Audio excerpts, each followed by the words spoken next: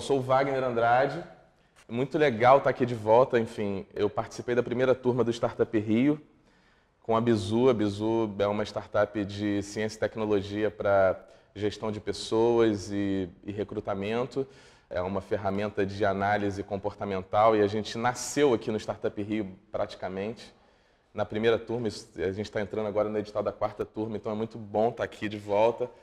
Eu sou um profissional de comunicação a vida inteira, empreendi no mercado de comunicação por 15 anos, depois entrei no mercado de tecnologia com o nascimento da Bizu. A Bizu cresceu, se expandiu, está atuando hoje na Europa e aqui no Brasil. Eu saí da operação da Bizu e hoje estou à frente da direção de criação e planejamento do Menos um Lixo. Não sei se vocês conhecem, é um projeto muito legal que tem esse copinho aqui. E é uma plataforma de educação ambiental. Bom, eu fui convidado para participar do Rio Criativo, também é muito bom reconhecer e conhecer pessoas e seus empreendimentos. A gente vai falar de negociação hoje, e assim, a ideia é que a gente não transforme isso aqui num ambiente muito didático, conceitual, técnico, porque, como vocês vão perceber aqui, no meu ponto de vista, a negociação é muito mais um processo de construção de relações, é um processo relacional do que bases estruturais técnicas para se fazer isso. Negociação está muito relacionado a quem a gente é. Esse é um princípio muito importante na largada, né?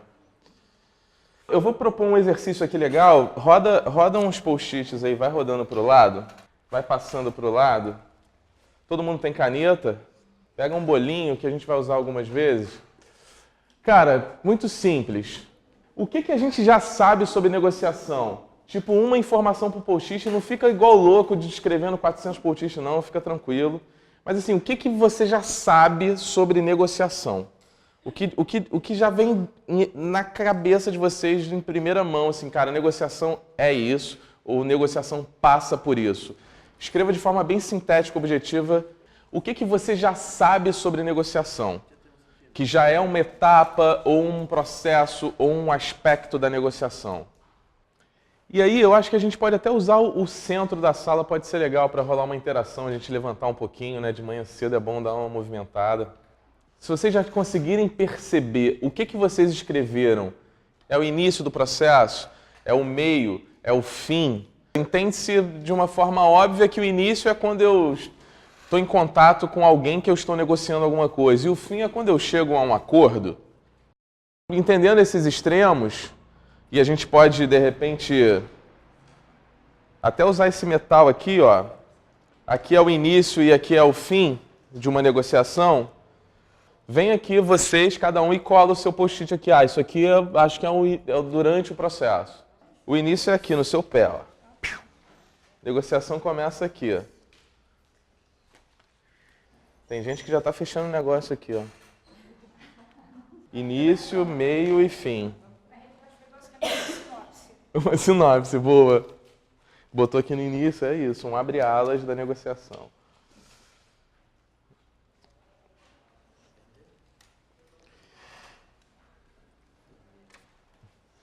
Tá todo mundo contemplado? Alguém tem desejo em colocar mais alguma coisa? Veio na cabeça aí uma inspiração louca? Baixou o Trump em alguém aí, a arte de negociar? Vamos deixar esses post-its colados aí, a gente bate um papo, a gente avança e depois a gente olha junto para isso aqui, para entender se a percepção que a gente tem na largada, depois do que a gente conversar aqui, se mantém. E aí depois a gente faz essa dinâmica, essa brincadeira de reavaliar o que cada um trouxe, o que cada um escreveu, beleza? Galera, vamos lá. Primeiro aspecto, cara, muito essencial para qualquer tipo de negociação que a gente faça na nossa vida. Seja ela pessoal, seja ela profissional, enfim, a gente está negociando o tempo todo, como a gente já falou aqui. O primeiro aspecto, cara, importante é reconhecimento. E o que é reconhecimento aqui? Tá? A gente vai falar um pouquinho sobre quem a gente é. Porque no fundo é o seguinte, negociação é um processo que acontece, como o Trump diz, é uma arte que se estabelece a partir de duas pessoas, ou mais. Mas você tirando o papel de muitas vezes, ou algumas vezes, você estar no papel de um intermediador ou de um negociador, né? Ou alguém que está gerindo um conflito, ou seja, você como alguém à parte desse processo, na maioria das vezes você é um agente desse processo. E o primeiro ponto que a gente precisa entender é o seguinte: quem sou eu? Alguém aqui faz análise? Tem acompanhamento psicológico algum? Algum processo terapêutico? Possa ser também algo...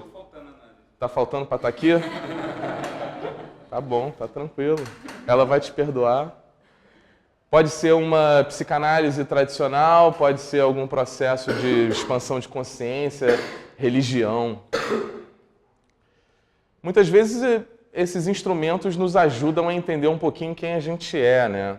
Alguém aqui já fez algum teste comportamental, algum assessment, para poder analisar os seus traços de personalidade, traços comportamentais? Esses testes de personalidade são instrumentos também muito interessantes para a gente se perceber e se reconhecer. Muitos deles têm fundamentação científica, empírica e nos ajuda muito. Porque a real é o seguinte: você é maior do que qualquer CV. CV é o tradicional sigla de Curriculum Vitae, né? Então, no fundo, a gente muitas vezes se coloca aqui num papel do que a gente faz diferente do que de fato a gente é. Ninguém aqui falou, nem eu, propositalmente, sobre de fato quem somos. Falamos mais do que a gente faz. Eu sou atriz, eu sou jornalista, eu estou com um projeto, eu estou empreendendo uma cerveja. Então, assim, na verdade, cara, a gente está fazendo isso o tempo todo. A gente está se colocando nas situações muito mais como um currículo, muito mais como alguém que fez isso ou aquilo outro, tem aquela experiência, tem aquelas referências. E muitas vezes a gente não se coloca de fato como a gente é. A gente coloca essa armadura da nossa formação, da nossa experiência. E esse já é um primeiro gargalo, uma primeira questão que a gente precisa ter consciência quando a gente se coloca para negociar alguma coisa. A gente não é o jornalista, a gente não é o produtor cultural, a gente não é o cervejeiro, o mestre cervejeiro. Cara, a gente é o que somos, cada um de vocês, que eu já esqueci o nome de todo mundo. Mas de fato é isso. E quem somos na essência? Porque muitas vezes a gente também se coloca como de fato a gente quer ser, ou como a gente quer parecer ser, mas de fato como a gente é. E reconhecer quem a gente é, de verdade, galera, vai ser chave em qualquer negociação. Porque é o seguinte, tem gente que é ansiosa, tem gente que é completamente reativa. Numa situação de desconforto, ou de conflito, ou de impasse, a reatividade vem. Muitas vezes vem a grosseria, vem a falta de paciência. E está tudo certo. Porque, de fato, cada um carrega uma natureza. E a gente se reconhecer com essa natureza faz com que a gente, numa situação de negociação, saiba como lidar com o nosso próprio desafio. Às vezes uma negociação não é bem feita, ou ela não se chega a algum lugar porque a gente não se respeitou. Porque a gente não se reconheceu no nosso próprio papel ali e a gente não soube lidar com as situações que nos colocaram, enfim, desconfortáveis. Tem gente que tem uma natureza mais propensa a aceitar o interesse do outro do que a sua própria vontade. Isso é um traço comportamental clássico. Eu estou muito mais preocupado com o seu bem-estar do que com o meu. Só que eu vou negociar contigo. E quando você falar, não, eu não tenho 50, eu tenho 10, eu vou falar, porra, beleza, me dá os 10 aí que você vai ficar felizona. Pô, que bom que você está feliz e tal. Mas será que esses 10 fez sentido para você? Pagou teu custo? Viabilizou o teu negócio? Estamos falando aqui só de um exemplo de uma venda de algo. Eu tenho algo para vender, um produto ou um serviço. Mas, cara, muitas vezes na nossa relação familiar, a gente cede à vontade do outro para evitar um conflito, para evitar um estresse. E esses acordos, que não são acordos que valorizam também as nossas intenções e desejos, eles não se sustentam. Vai dar merda lá na frente. Pode ter certeza disso. Então, cara, muitas vezes esse fato da gente não se reconhecer pode prejudicar muito o nosso processo de negociação na vida. Então, se você nunca fez uma análise ou um processo terapêutico qualquer, se você nunca se submeteu a um teste de personalidade, a ferramentas, a buscou mecanismos de não só apenas buscar se reconhecer a partir do que você acredita, mas com metodologias e profissionais te apoiando nisso, vale a pena. Porque esse é um processo de autoconhecimento, é um processo evolutivo, naturalmente. Então, acho que esse é um primeiro passo muito legal. E aí eu vou falar um pouquinho sobre esse cara aqui, né? Que ele pode ser um executivo, um jornalista. Eu tô implicando com jornalista, desculpa, gente. Mas ele, na verdade, cara, ele é o quê? Ele é um pouco reativo, como eu exemplifiquei aqui, ele adora aglomerações, ele fala por ele e pelo outro, ele é papo reto, o pirão dele primeiro sempre na frente, ele é uma máquina de ideias, ele é super desorganizado. Cara, foco ele nunca ouviu falar e só o cu me interessa para ele. Ele é um cara que, de fato, tem esse padrão comportamental que define quem ele é. Qual é o seu? Qual é a sua natureza comportamental? Quais são os traços da sua personalidade que se manifestam na sua vida? É muito importante vocês reconhecerem isso. Às vezes trocar ideia com um amigo também ajuda. Pai e mãe às vezes. Mas amigo ajuda. E um profissional ajuda muito. Eu trago uma referência para vocês aqui legal, que tem a ver com o meu empreender também, a Bizu, como eu disse rapidamente aqui no início. A Bizu é uma plataforma, é uma ferramenta de reconhecimento humano, ela é fundamentada a partir de um assessment, de um teste de personalidade chamado Big Five. É uma ferramenta onde você consegue, de uma forma muito simples, ter um primeiro overview dos seus traços comportamentais. Ela é gratuita, está disponível na web. E essas ilustrações aqui são ilustrações de arquétipos comportamentais. É muito legal. Alguém aqui conhece a Bizu? Eu já me cadastrei. Olha que legal. A gente nasceu como uma plataforma de vagas, uma ferramenta para apoiar empresas a recrutarem melhor, né? Ou seja, reconhecerem as pessoas por trás dos currículos, né?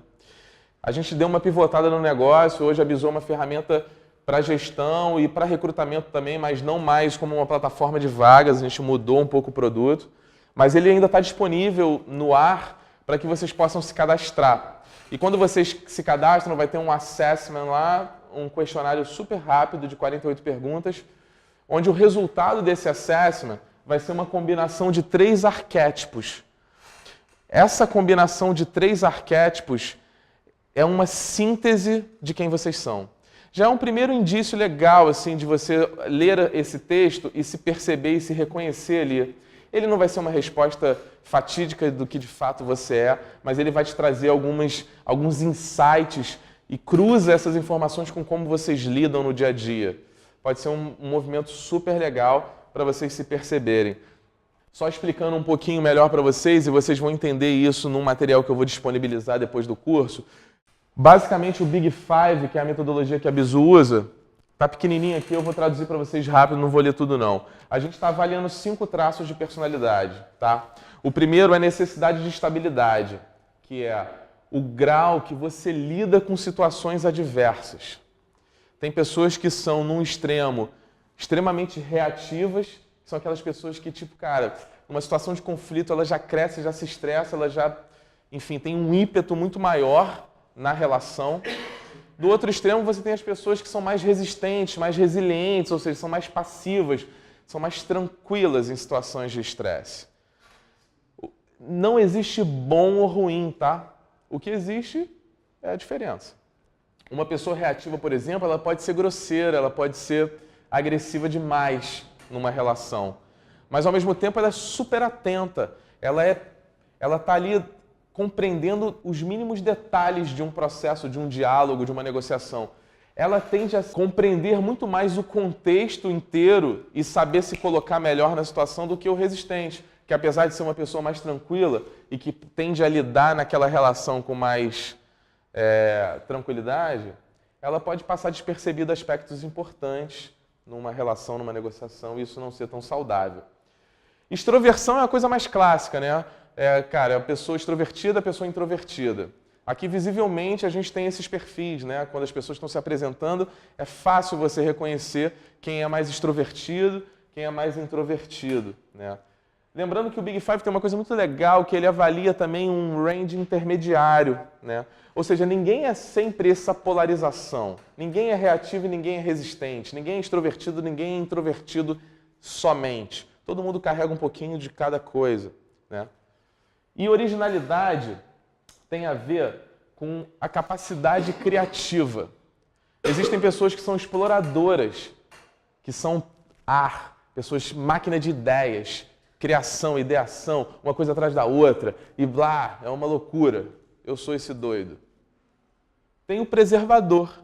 O preservador é a pessoa, cara, que gosta muito mais de implementar coisas do que criar coisas. Isso diz muito sobre personalidade, isso diz muito sobre como você se coloca também nas relações, né?